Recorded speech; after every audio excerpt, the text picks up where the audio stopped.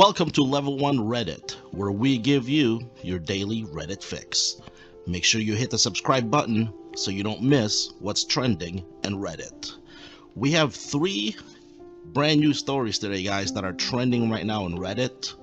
The first one is from Ask Reddit, and it says, "What do people learn too late?" Some of the I picked the top comments here, and some of them says how dangerous driving a car can be, which I agree. I think sometimes we underestimate how dangerous driving a car can be, and we just kind of take it for granted. Second one says that they might be wrong sometimes. Some never learn. I agree with that too. What not to share on the internet. I guess for the younger people out there, that's more towards them. How to manage their finances. People in their 20s, take advice on that one. The value of a good unconditional friend. That's a big one right there, guys. The value of a good unconditional friend. That it's never too late to learn. That's very true. My mom was she picked up nursing when she was in her late 40s, and she had a good career being a nurse in her 50s and 60s, so that's 20 years. So even if you're in your 40s or late 40s, early 50s, don't think that it's too late. It's never too late to learn. Number 7, learning when to say no. Learning how to apologize when it's not your fault. Learning how to apologize when it is your fault, and learning how to not apologize when it's not your fault. My take on that is people pleaser. Don't be a people pleaser, guys. Don't just be a bobblehead and agree on everything, and don't apologize if it's not your fault, because just to please someone, because there's no reason to apologize. How to communicate. That's a pretty big one right there too. How to communicate. A lot of fights happen over miscommunication, so totally agree with that one. Number 9 is, I'm guessing this one came from an older person. Don't worry if you are not living an exciting or extravagant life. It's okay to live simply and quietly. It doesn't mean you're wasting your life. The first thing that came to my mind with that is the Buddhist and those monks in Southeast Asia. They just live a simple and quiet life, and yet they have so much more wisdom and they know so much more than us. Totally believe that one. Number 10 is pretty powerful too. Saying I love you, or wanting to reach out to your family, friends, and loved ones, but crippling anxiety stops you. You never know when it may be too late to say these things, so be in the moment and live and love the present authentically. I'm going to get back to that one. Number 11, not everyone is going to like you, no matter how hard you try. And number 12 is kind of silly. Pulling out is not an effective method for birth control. I know a few people who shouldn't be here. Daddy should have pulled out, but they're here. Going back to number 10. Saying I love you, or wanting to reach out to your family, friends, and loved ones, but crippling anxiety stops you. You never know when it may be too late to say these things, so be in the moment and live and love the present authentically. My family is one of those families that do not really express a lot of emotions. You know, you gotta put your big boy pants on, and we hardly say I love you to each other. And I think that needs to change. The facade that we put that we're, big boys, and big boys don't cry, and big boys don't say I love you, I think that really needs to change, because I totally believe when they say, you never know when it may be too late to say these things, so be in the moment and live and love the present authentically. So, talking about living and loving the present authentically, the second story right here, this guy is Mr., and I'm going to mispronounce his name, I know it. His name is Daisuke Inui, or Ainui. He is the inventor of karaoke. He did not patent the machine because he wanted to, quote, teach the world to sing. He earned nothing from the billion-dollar industry his invention has spawned and has no regrets. This is a photo of him and the very first karaoke machine he ever made. So that right there, you can see from the big smile on his face that he's very proud of it. It's not much, but he's damn proud of it. Some of the top comments I picked. I would go to my grave smiling comfortable and happy, knowing I had successfully taught the world to laugh at themselves, and that crazy singing isn't confined in the shower. This man really inspires me. Totally agree with that one.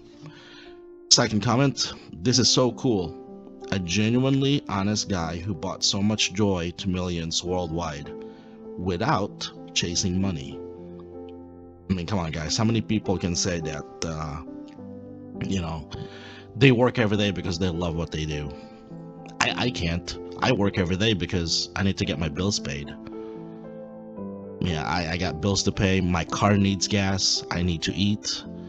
I need to pay the mortgage. I gotta buy my video games. I gotta update my laptop. I gotta pay my internet bill to keep doing this. But this guy did it to make people happy, and to me that's pretty crazy and pretty insane. Third one is a fun fact. The word karaoke is a composite of the words kara, which means empty in Japanese, and oke sutora, which means orchestra, thus meaning empty orchestra. So kara and oke sutora, so karaoke, means empty orchestra. That's pretty interesting. So that's your fun fact for the day. The fourth comment, I think this last comment I think is more aligned towards a lot of people, including me. This clearly shows my greedy, heartless personality. My first thought was idiot. I fit right in with all the elbows out mentality in business life and our society in general. You need to be successful. It makes me sad and hate myself. It's very true. We measure success by how much money we have in our bank account, how nice our cars are, how big our homes are, but we don't really measure success on how much impact we've made into someone's life, if we made any impact at all, or what we give back to society. Do we donate? Do we take our time? Do we volunteer? That's not how we measure success in life. You have a $5 million home. Awesome. That's how we measure success. You see somebody driving a Corvette or maybe even a Tesla. Actually, maybe Tesla. Mercedes-Benz, BMW, Lexus. You see them driving on the road. You say, oh man, that person made it in life. Especially a brand new spanking one with shiny new clear coat of paint. You say, man, I wonder what he or she does for a living. But do we ever wonder what people do for a living when they volunteer? I don't. I just think they have too much time in their hands, so they're helping other people. And and then how many people do you know that volunteers and actually have nice cars? I don't see them. Whenever I pass by a volunteer place like a Goodwill or like a soup kitchen, I don't see Mercedes-Benz in the parking lot or BMWs or Lexus. What I see are old Toyotas and Hondas and Chevys and Fords. These are just normal people trying to make a difference in the world, and I think that's what we should measure success with, not by materialistic things. So Mr. Daisuke Inui, if you're still alive, hope you can listen to this someday, and just want to say thank you. If you sadly passed away, I hope you may rest in peace, and maybe I'll sing Stairway to Heaven to you sometime. Alright guys, last one is this guy is a 102-year-old man that drove the same car for 82 years. Okay, so the story goes something like this.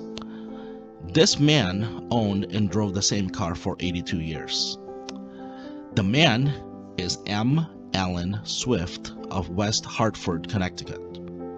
Mr. Allen was given a choice to either go to school or help his father run the family gold leaf business. If he chose the family business, his parents promised to buy him any car he wanted. When he was 25, Allen picked a $10,900 1928 Springfield Phantom 1 S273 FB Rolls-Royce. Mr. Swift used the car for his daily commute until 1958. The car had a body off restoration in 1988, and by 2003, he had 172,000 miles on it. I'm going to stop right there. 172,000 miles for a 1928 is not a lot of miles. Continuing with the story, he stopped driving it shortly before his death, and 2 months before he passed away, he gave the car and $1 million to a Springfield museum. He died at the age of 102 in October of 2005. So he drove the car for about 77 years. After 66 years of ownership, he got a Crystal Spirit of Ecstasy Award from the Rolls-Royce Motors for holding the record for the longest ownership of one of their cars. The car is currently in display at the Lehman and Marywood Museum of Springfield History. Wow, can you imagine that? Owning the exact same car for 82 years. That's freaking crazy. But then again, he's 25 years old. Can you imagine being 25 years old, driving around in a Rolls Royce? Holy shit. I mean, 102, it's a Rolls Royce, guys. And you're 25. I mean, that's like the equivalent of a rap star or rock star right there. That's pretty crazy. But I think it's even more crazy that he actually kept his car, didn't trade it in, didn't upgrade it to a better, newer car. But then again, it's a Rolls Royce. I mean, where would you go for an upgrade for a Rolls Royce? I mean, what would you buy a jet as your upgrade? I don't get it. It's a Rolls Royce. I mean, that's the top. There's no upgrade. If you get a Mercedes, a Cadillac, or a Lexus, that's a downgrade. So, anyway, some of the comments here. Only 3 payments left. Second comment, and his parents said it was a waste of money. The third one is exactly what I was thinking. No way was that car drove very often for 82 years. Someone commented that with only 172,000 miles in 2003, so it wasn't driven far or used a lot. Again, it's a Rolls Royce. I mean, how often do you actually see Rolls Royce being used out there? If I had a Rolls Royce, I would use that as for special occasions, weddings, that's it. Birthdays, maybe, holidays. That's the only time I would actually use a Rolls Royce if I had one. Otherwise, I would use my daily. But it says right here in the article, which kind of makes me question. Mr. Swift used the car for his daily commute until 1958. So from the day he bought his car in 1928 to 1958, for 30 years, he drove the car as his daily commute. But let's just say 30 years nonstop, he drove it. 365 days a year. Still, in 2003, it only had 170,000 miles. Even, let's say he sold the car in 1958, 30 years with only 172,000 miles. That is still not a lot by any stretch of imagination. And fourth comment, this is exactly what I was talking about. Fourth comment, he was waiting for someone to make something cooler. They never did. That's exactly what I was telling you guys earlier. He already has the top of the car. Getting a Mercedes, Cadillac, or anything else would be a downgrade. And finally, we're going to end the show by saying he was still holding on to the Midas lifetime muffler guarantee. That's awesome. Well, guys, hope you guys stay safe out there. It's gonna be the 4th of July weekend, starting today. I guess today's Friday, so tomorrow's gonna be the 4th of July. I'm hoping to read something more of a within the festival, if there's anything on Reddit that shows up. Otherwise, guys, thank you so much for watching Level 1 Reddit. Please subscribe if you like this content. New videos are out daily, every day. And until I come up with a better slogan, remember, you are beautiful. Have a good day, guys. Stay safe out there.